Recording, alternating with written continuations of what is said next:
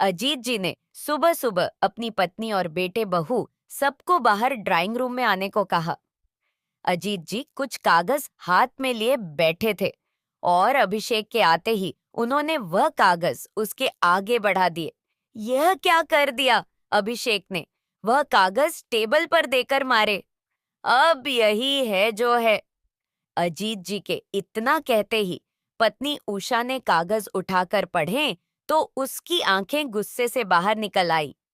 तुम्हारी हिम्मत कैसे हुई ये करने की? उषा भी कागज पढ़कर बैठ गई थी। हाँ, हिम्मत है, क्योंकि यह सब मेरा बनाया हुआ है। अब यह सिर्फ बहू के नाम है और वह तुम्हें चाह कर भी एक फूटी कौड़ी नहीं दे सकेगी। ये भी लिखवा दिया है, यह अकेले मालकिन होगी और जब तक मैं जिंदा हूँ इसके साथ रहूंगा। अजीत जी ने कागज में लिखा हुआ पढ़कर सबको बता दिया था, जिससे उषा और अभिषेक एक दूसरे का चेहरा देखने लगे थे। तुम्हारी बीवी मैं हूँ, इसका कोई हक नहीं है। ये 2 दिन की आई हुई सब ले जाएगी। मैं ऐसा नहीं होने दूंगी, उषा ने कहकर कागज उठाकर फाड़ दिए। चिंता मत करो, ये तो फोटो कॉपी थी। उसका चेहरा तम गया। पापा, ये क्या हरकत है? क्योंकि मेरी तुम लोगों को तो पड़ी नहीं, यही थोड़ा ख्याल रखती है और पेट भर खाना देती है। नंदिनी, तुम कुछ बोलती क्यों नहीं? ऐसा क्यों हुआ है? इस बार अभिषेक ने नंदिनी से कहा, मैं क्या बोलूं, यह तो पापा की मर्जी है। नंदिनी ने बोलने से मना कर दिया। तुम दोनों माँ बेटे आज तक मुझ पर अत्याचार करते आए हो। कितनी बार अभिषेक ने तो हाथ भी उठाया, लेकिन इसकी माँ ने हमेशा इसका साथ दिया और आज जायदाद से अलग कर दिया तो इसको पति और तुझे बाप याद आ गया। मुझे भूखा रखने वालों को मैं भी कुछ नहीं दूंगा, एक फुट्टी कोड़ी भी नहीं दूंगा। अजीत जी की मन की बड़ास आज बाहर निकली थी। जितनी भी चीज थी वह शब्दों के रूप में बरस रही थी। फैसला हो चुका था और सारी जायदाद बहू के नाम हो चुकी थी। मम्मी चलो मेरे साथ, हम अपने वकील से बात करेंगे। अभिषेक ने तुरंत अपनी माँ से कहा और घर से निकल गया। अब घर पर नंदिनी और अजीत थे। नंदिनी ने अपने ससुर को चाय बनाकर दी और बढ़िया खाना बनाकर दिया। आज न जाने कितने सालों बाद अजीत जी सुकून से खाना खाने के बाद वह चैन से आंखें बंद करके बैठ गए और पिछले दिनों में खो गए। उनके साथ बिता था वह उनकी आंखों के सामने घूमने लगा और उनकी आंखों से आंसू लगातार बहने लगे। मम्मी, इस आदमी को मुझसे क्या परेशानी है? जीने क्यों नहीं देता हमें चैन से? अगर ये नहीं सोच रहा तो मैं इसको आश्रम छोड़ाऊंगा। अभिषेक अपने पिता के बारे में ऐसे शब्द बोल रहा था। अरे बेटा, मैं तो बस यही कह रहा था। अजीत जी आगे बोलते चले तो पत्नी उषा ने बीच में ही रोक दिया। बस बस, रहने दो। कानों में लगती है तुम्हारी आवाज, सुधर जाओ अभी, वरना रहने के लिए आश्रम में, कहती हुई उषा कमरे में चली गई। अभिषेक की पत्नी नंदिनी यह सब किचन से देख रही थी। शादी को 2 महीने हुए थे और ससुर के साथ माँ बेटे का ऐसा व्यवहार उस साफ तौर पर दिखाई देने लगा था। नई नई शादी थी, इसी कारण बोल भी नहीं सकती थी। लेकिन यह सब क्या हो रहा था? उसे कुछ समझ नहीं आ रहा था। ससुर जी से दिन भर दोनों माँ बेटे काम करवाते और जी भरकर ताने देते, उनके कामों में मीन मेक निकालते रहते और हमेशा उनकी गलतियां गिनवाते रहते थे। अजीत जी कुछ बोलते नहीं थे और कभी कुछ बोलना भी चाहते तो बेटे की जुबान से निकले शब्द उनका दिल चीर देते थे, तो इसीलिए अपने सम्मान की खातिर चुप रहने लगे। थी एक दिन, शायद अजीत जी की जिंदगी का सबसे बड़ा दिन था, जब अभिषेक ने एक छोटी सी बात पर सारी हदें पार कर दी थी। रात के 1 बजे किचन से कुछ गिरने की आवाज आई तो नंदिनी ने अभिषेक को नींद में हिलाया। सुनो, कोई है? घर में कुछ गिरने की आवाज आई है। नंदिनी सोते हुए अभिषेक को हिला रही थी। अरे तो देख लो ना जाकर, अभिषेक ने कहा। नहीं, मुझे डर लगता है, तुम देख लो। उठकर प्लीज, नंदिनी आवाज से डर गई थी। तो अभिषेक नींद में ही उठकर ड्राइंग रूम में पहुंच गया। पीछे से नंदिनी भी गई। इधर उधर देखने के बाद किचन से कुछ आहट आए तो वह किचन में पहुंच गया और किसी के होने का शक हुआ तो लाइट ऑन कर दी। पीछे खड़ी नंदिनी सामने देखकर हैरान थी और अभिषेक में सिर में जोर से हाथ मारा। सामने अजीत जी अपराधी की तरह खड़े थे। इस आदमी को न जाने क्या चाहिए, इतनी रात को भी चैन नहीं है। अब न जाने क्या चोरी कर रहा है यह, और कितना नुकसान कर दिया। नीचे टूटे पड़े कांच को देखकर अभिषेक का गुस्सा काबू में ही नहीं था, और अभिषेक ने अजीत जी से बिना कारण पूछे उनको सुनाना शुरू कर दिया। अभिषेक, पूछ तो लो पापा से। इतना गुस्सा करने से पहले पापा किसी कारण से ही यहाँ आए होंगे। नंदिनी ने अभिषेक को ऐसे नाराज होते देखकर कहा, क्योंकि उससे यह बर्ताव बुरा लग रहा था। क्या पूछूं, इसे तुम नहीं जानती, इसको इसकी तांका झांकी करने की आदत है। अभिषेक ने गुस्से में जैसे ही मारने के लिए हाथ उठाया तो नंदिनी ने उसका हाथ पकड़ लिया। अरे नहीं बेटा, मैं तो वह डरे शह में कुछ बोलने की कोशिश की तो, मगर अभिषेक ने चिल्लाकर उन्हें खामोश कर दिया और एक बार भी सफाई का मौका नहीं दिया। नंदिनी सब देख रही थी और उसे अपने ससुर पर तरस आ रहा था। उससे उनकी दशा देखी नहीं जा रही थी। अभी ये आदमी ही सारी सफाई करेगा। अभिषेक ने आंखें निकलते हुए कहा और झाड़ू लेकर हाथ में दे दी। नंदिनी ने कहा कि मैं कर देती हूँ, लेकिन वह नंदिनी को कमरे में खींचते हुए ले गया। नंदिनी को ससुर जी की बेबस देख दुख हो रहा था। नंदिनी अंदर चली तो गई थी, मगर सोच कर ही बेचैन थी कि बाहर उसके ससुर जी झाड़ू लेकर सफाई कर रहे हैं। उसने उनकी आंखों में आंसू देखे थे, जिससे पता चल रहा था कि वह किचन में तांका झांकी करने नहीं, बल्कि किसी कारण से आए थे। आखिर वह कारण क्या था, इसके लिए नंदिनी बेचैन थी। अगले दिन उसकी सास अभिषेक के साथ डॉक्टर के यहाँ चली गई, तो उसको ससुर जी से बात करने का अच्छा मौका मिल गया था। पापा जी, मुझे कुछ पूछना है आपसे, नंदिनी अखबार पढ़ते हुए अजीत जी के पास जाकर कहने लगी। तो अजीत जी ने कहा, बोलो बेटा। पापा, रात क्या हुआ था, आपको अभिषेक ने उस वक्त बोलने नहीं दिया। नंदिनी के कहते ही अजीत जी की आंखों में नमी आ गई और वह अखबार को एक तरफ रहकर चश्मा उतारकर आंसू पोंछने लगे। अजीत जी खामोश थे, जैसे कुछ बोलना ही नहीं चाहते थे। लेकिन फिर नंदिनी के जोर देने पर वह बोले, बेटा, मुझे रात भूख लगी थी और अपने ही घर में चुराकर खाना पड़ता है। पेट भर खाना मिलता नहीं, यहाँ तो इतना। कहकर अजीत जी फफक कर रो पड़े और उनके आंसू बह निकले। नंदिनी की भी आंखें उन्हें देखकर भारी हो गई। बेटा, मैं तो इस घर में एक फालतू सामान हूँ बस, जिसे जितना इस्तेमाल किया जा सकता था कर लिया। अब बस इधर से उधर रखा जाता हूँ, किसी को मेरी जरूरत नहीं है। यहाँ उनके गले की हड्डी भी कह सकती हो। इसको इतना बड़ा किया था शायद इसी दिन के लिए, कितनी बार ये मुझ पर हाथ उठा चुका है। अजीत जी की बातें नंदिनी के दिमाग पर चोट कर रही थी। एक बाप का दिल इतना दर्द महसूस करता था और इस घर में किसी को एहसास तक नहीं था। पापा जी, लेकिन आपको बोलना चाहिए ना, जब से आई हूँ आपके साथ गलत होते मैं भी देख रही हूँ, और मुझे बहुत बुरा लगता है। नंदिनी ने रोते हुए अजीत जी को पानी देते हुए कहा, बेटा, जिस दिन आवाज उठाई तो फेंक दिया जाऊंगा। अजीत जी बार बार अपनी आंखें पोंछ रहे थे। नंदिनी भी उनकी बात सुनकर दुख से भर गई थी और उसे समझ में नहीं आ रहा था कि क्या करें। नंदिनी के मन में एक सवाल बार बार आ रहा था, जो उसने अजीत जी से पूछ लिया। पापा, एक बात समझ नहीं आती कि ये लोग आपके साथ ऐसा क्यों करते हैं, क्या कारण है?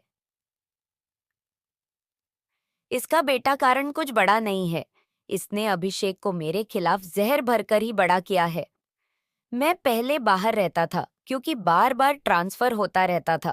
उषा प्रेग्नेंट थी तो इसको मैंने इसकी माँ के पास छोड़ दिया और खुद बाहर दूसरे शहर में कमरा किराए पर लेकर रहने लगा।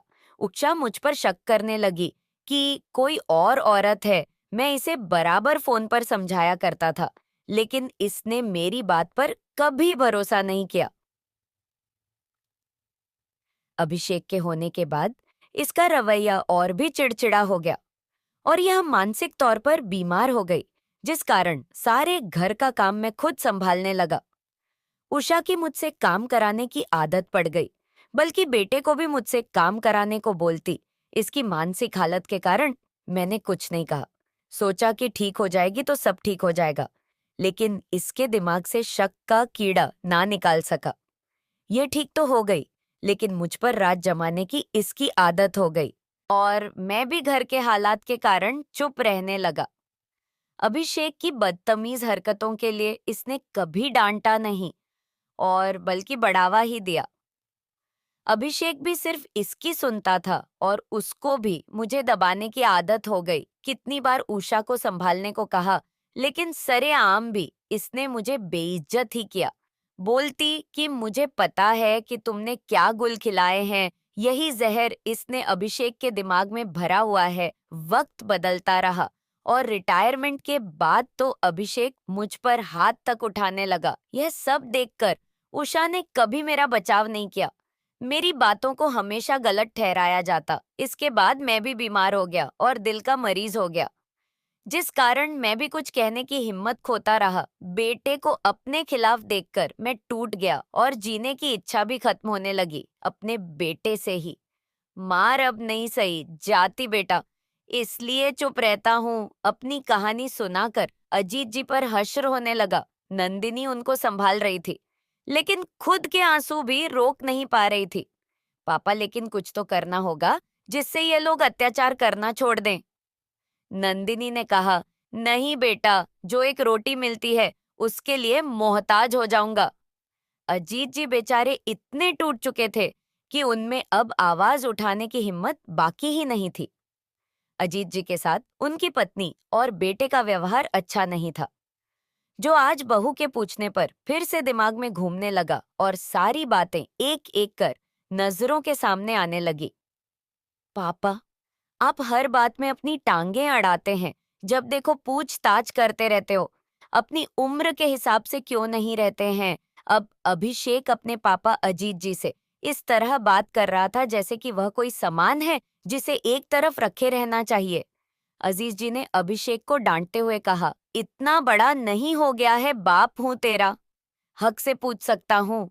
अभिषेक ने आंखें तरेर कर कहा, बाप है तो बाप ही रहिए, मालिक मत बनिए मेरे। अजीत जी बेटे की यह बात सुनकर पूरी तरह तिल मिला गए थे और उन्होंने फिर भी एक उम्मीद भरी नजर अपनी पत्नी उषा पर डाली, लेकिन उनकी पत्नी ने अनदेखा कर दिया। अब कुछ नहीं कहेगी, अनदेखा कर दिया। अपनी पत्नी से कहा, उषा जी ने अपने बेटे का ही साथ देते हुए कहा, ठीक ही तो कह रहा है, जवान लड़का है, उसे बार बार बोलना पसंद नहीं तो क्यों बोलते हैं पत्नी।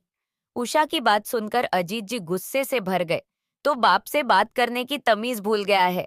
यह बाप को सिखाएगा क्या कि किस तरह बात करनी है और कब करनी है। लेकिन पत्नी मुंह फिराती उन्हें गलत ठहराने लगी। आप जब देखो उसके पीछे पड़े रहते हो। उम्र का ख्याल करो जरा, वह भी जवान है, अपना भला बुरा जानता है। और जाकर रोटी बना लो, खाने का टाइम हो गया है। बात ना बढ़े इसके लिए। अजीत जी रसोई में चले गए। सरकारी नौकरी करते हुए उन्हें 25 साल हो गए थे और अब बेटा 22 साल का हो रहा था। इतना सब करने के बाद औलाद से शब्द सुनकर अजीत जी का मन आहत हो रहा था। भरे मन से वह जाकर रोटी बनाने लगे।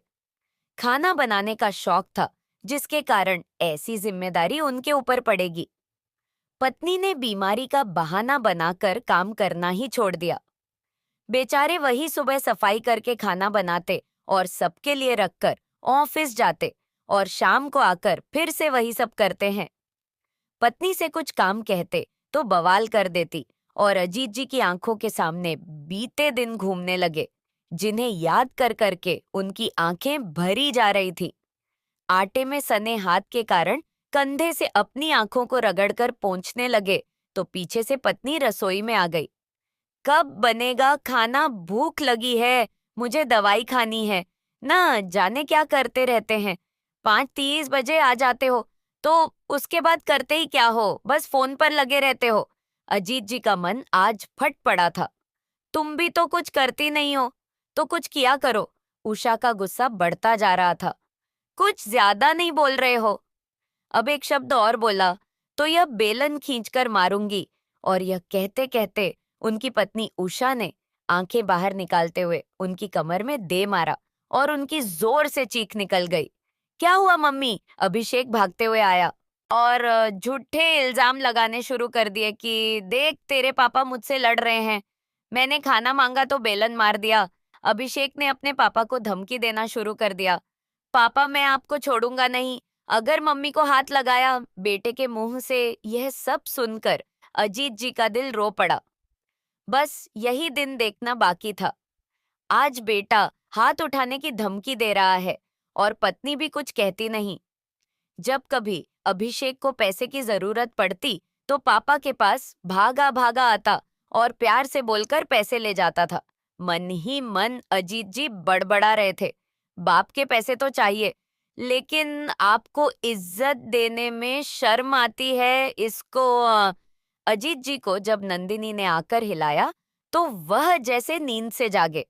आज पत्नी और बेटे को घर से निकाल चुके थे और ऐसा करके दुखी भी थे। नंदिनी ने अजीत जी को दिलासा दिया, पापा रोना मत।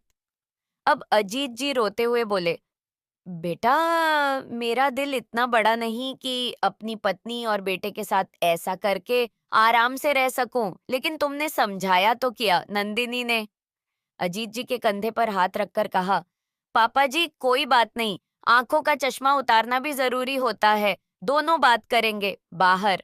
उषा अपने बेटे अभिषेक के साथ वापस आ चुकी थी और दोनों बाहर खड़े दरवाजे से नंदिनी नंदिनी की आवाज लगातार अंदर आ रही थी। यह दोनों भांग खाकर बैठ गए। क्या जो सुन ही नहीं रहे? कैसी है तेरी बीवी? अजीत जी की आवाज आई। दरवाजा नहीं खुलेगा, समझे? तुम अगर आना है तो अपना सामान लो और निकलो यहाँ से। उषा सुनकर सुन रह गई। अब अभिषेक और वह एक दूसरे का मुंह देखने लगे। अभिषेक उषा पर नाराज होकर कहने लगा, क्या है ये आदमी मम्मी? सुबह से इतना दिमाग खराब किया हुआ है, इसको बोलो कि दरवाजा खोले। तू अपनी बीवी से क्यों नहीं बोलता? अभिषेक को ही कहा तो अभिषेक ने बाहर से ही नंदिनी को फोन किया, लेकिन उसने फोन ही नहीं उठाया। मम्मी हो क्या रहा है, यह भी फोन नहीं उठा रही। अभिषेक ने गुस्से में भड़कते हुए दरवाजे में जोर से लात मारी। अजीत जी ने गुस्से में दरवाजा खोल दिया। अभिषेक अंदर आने लगा तो उन्होंने उसका दरवाजे पर रोक दिया। खबरदार, बस अपना सामान पैक करो और जाओ यहाँ से। फिर वही सब हुआ जो उन्होंने सोचा भी नहीं था। अजीत जी ने सब कुछ बहू के नाम कर दिया था। उन्होंने दो टूक कहा और जाकर सोफे पर बैठ गए। नंदिनी भी पास ही खड़ी थी। उषा अंदर जाकर नंदिनी पर बरस पड़ी। तुझे शर्म नहीं आती नंदिनी? मेरे पति के साथ मिलकर तूने सब अपने नाम करवा लिया और अब हमें बाहर निकलवा रही है। बोल, तेरी ही मिली भगत है ना ये? उषा ने नंदिनी के कंधे को हिलाकर कहा। नंदिनी ने तुरंत अभिषेक से आंखें तैराते हुए कहा, अभिषेक, मम्मी से कहो कि जुबान संभाले, मेरी जुबान इससे भी गंदी हो सकती है। अभिषेक ने भी नंदिनी से उल्टा सवाल किया। सही तो कह रही है मम्मी पापा, ये सब कुछ तुम्हारे नाम ही क्यों किया है? अब नंदिनी को बहुत गुस्सा आया और वह अभिषेक से गुस्से में बोलने लगी, तुमने अपने पापा के साथ तो सब कर लिया, लेकिन मुझे हल्के में मत लेना। अभिषेक, तमीज में रहकर बात करो अपने किए, पर शर्मिंदा होने से तो रहे, उल्टे मुझ पर इल्जाम लगाने चले आए तुम। आंखें निकालकर जोर जोर से बोलने लगी, क्या लड़की ले आए हम अपने घर में बहू बनाकर? इसने तो आते ही हमारा घर तोड़ दिया, मेरे ही पति को बस में कर लिया। नंदिनी जोर से चीखी, चुप हो जाइए। मम्मी तुझे शर्म नहीं आती? उषा, कितना गिरोगे तुम? माँ बेटे इंसान को इंसान नहीं समझते। तुम अभी निकलो यहाँ से। अजीत जी ने इतने सालों में पहली बार अपना गुस्सा बाहर निकाला था। मम्मी, इतने गंदे इल्जाम आप मुझ पर लगा रही हो तो जरा आप दोनों अपने गिरे बाण में भी झांकिए। इंसानियत के नाम पर ठप्पा है। आप जानना चाहती है ना कि पापा ने ऐसा क्यों किया है? तो सुनिए, मैं जब से आई हूँ तभी से ये सब देख रही हूँ। अभिषेक, और आप पापा पर कितना अत्याचार करते हैं। 2 वक्त की रोटी पेट भरकर नहीं मिलती, घर के काम इनसे करवाती हो, आप खुद सारे दिन पड़ी रहती हो। यह तो बेचारे चुपचाप जीते जा रहे थे। लेकिन उस दिन रात को जब तुमने इनसे किचन में जो बर्ताव किया था, वह देखकर मेरा दिमाग खराब हो गया था। मेरे घर में सबका सम्मान करना सिखाया हुआ है, लेकिन अफसोस तुम्हारी मम्मी ने कुछ नहीं सिखाया। इन्हें तो खुद सीखने की जरूरत है। एक दिन पापा से अकेले में मैंने पूछा, तो वह बेचारे खूब रोए। उसे देखा नहीं गया, तो मैंने ठान लिया कि तुम दोनों को सबक सिखाना ही पड़ेगा। मैंने जिंदगी भर कमर तोड़ मेहनत की है, तुझे पढ़ाया लिखाया और हर सुविधा दी, लेकिन तुमने क्या किया? मेरे साथ काम से काम बाकी का मेरा कुछ एहसान ही मान लिया होता। कितनी बार अभिषेक ने हाथ उठाया और उसने रोका तक नहीं, आज जायदाद से निकाल दिया। तो अब याद आ रहा है, अजीत जी की ऐसी दहाड़ उषा और अभिषेक ने पहली बार सुनी थी। बोलते बोलते अजीत जी उषा के कमरे में जाकर उसका सामान बैग में भरने लगे और उषा हैरत से देखने लगी। उसने तो सोचा था कि हर बार की तरह इस बार भी अजीत जी को अपने दबाव में ले लेगी, लेकिन अब ऐसा होने वाला नहीं था। अब उषा घर से निकल जाने के डर से परेशान हो गई और कहने लगी, सुनो जी, ऐसा मत करो, मैं कहाँ जाऊंगी? अब मैं कुछ नहीं देने वाला। अभिषेक को भी अब स्थिति से डर लगने लगा। उसने नंदिनी से कहा, प्लीज नंदिनी, पापा से कहो कि ऐसा ना करें। नंदिनी बोली, क्यों कहूं मैं? मैंने तो उनके आंसू देखे हैं। इतने सालों से तुम लोग परेशान करते हुए उनके अंदर इतना भी गुस्सा नहीं होगा क्या? आज उन्होंने ऐसा कर दिया तो तुम्हारी जान निकल रही है। अब खुद हासिल करो सब जो तुम्हारे पापा ने तुमसे वापस ले लिया है।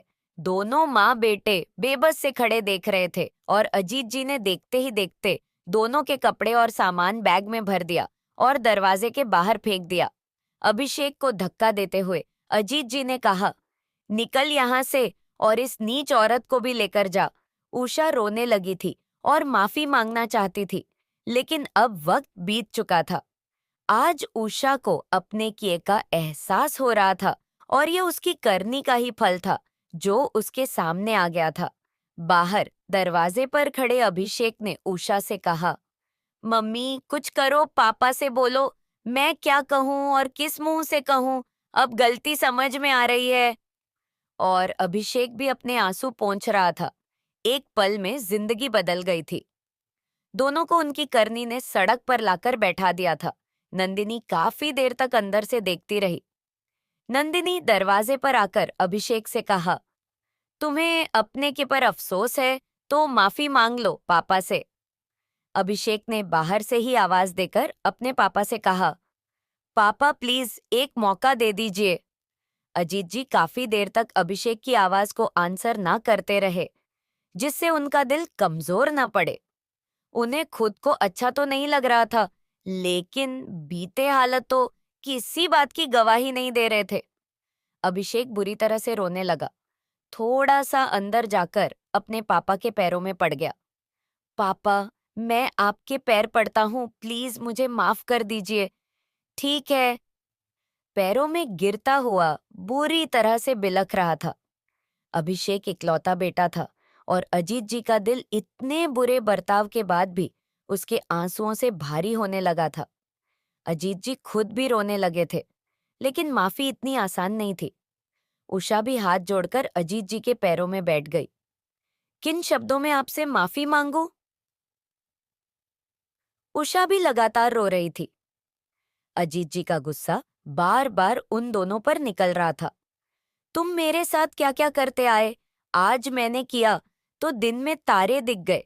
सिर्फ एक दिन में ही। उषा बोली, मुझे अपनी गलती का एहसास हो गया है, हो सके तो माफ कर दीजिए। लेकिन अजीत जी ने माफ नहीं किया। तुम दोनों मेरी नजरों से दूर हो जाओ। उषा समझ चुकी थी कि अजीत जी के दिल पर गहरी चोट लगी है और अब उसे माफी के मरहम से ठीक नहीं किया जा सकता। तो उषा ने हार कर अभिषेक से कहा, चल अभिषेक। अभिषेक ने आखिरी बार अपने पापा से अपनी गलतियों के लिए माफी मांगी और दरवाजे के बाहर निकल गया। नंदिनी भी सड़क पर धीरे धीरे कदम रखते माँ बेटे को पीछे से किसी ने आवाज दी तो अभिषेक रुका और पीछे मुड़ा।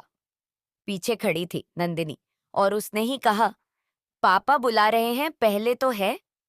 अभिषेक आंखों में भरे आंसू लेकर देखता रहा, मगर फिर उषा के इशारे पर वापस कदम घर की तरफ बढ़ा दिए नंदिनी आगे और दोनों उसके पीछे घर में दाखिल हुए। अभिषेक को इशारा किया तो अभिषेक ने जाकर सोफे पर बैठे अजीत जी के घुटनों पर रोते हुए सर रख दिया। पापा पापा कहकर वह जोर से चिपकने लगा। पापा, मुझे सच में एहसास है कितनी बड़ी गलती कर रहा था, बेटे के नाम पर कलंक हूं मैं। अभिषेक ने नंदिनी की तरफ देखकर हाथ जोड़ते हुए कहा, नंदिनी, तुम भी माफ कर दो, तुम्हें कितना भला बुरा कहा हमने और गंदे इल्जाम लगाए, प्लीज माफ कर देना। उषा भी इसी तरह माफी मांगे जा रही थी, बार बार दोनों हाथ जोड़ रहे थे। अंत में अजीत जी का दिल पिघल गया और दोनों को माफ कर दिया। यह सब मेरी बहू के कहने पर किया है, मैंने इसी की सलाह थी, इससे मेरे आंसू देखे नहीं गए और यह नकली पेपर बनवाए ताकि तुम दोनों की अक्ल ठिकाने आ सके। उषा, उसने घर तोड़ा नहीं, इसने तो टूटे घर को जोड़ा है, माफी तो तुम्हें इससे भी मांगनी चाहिए।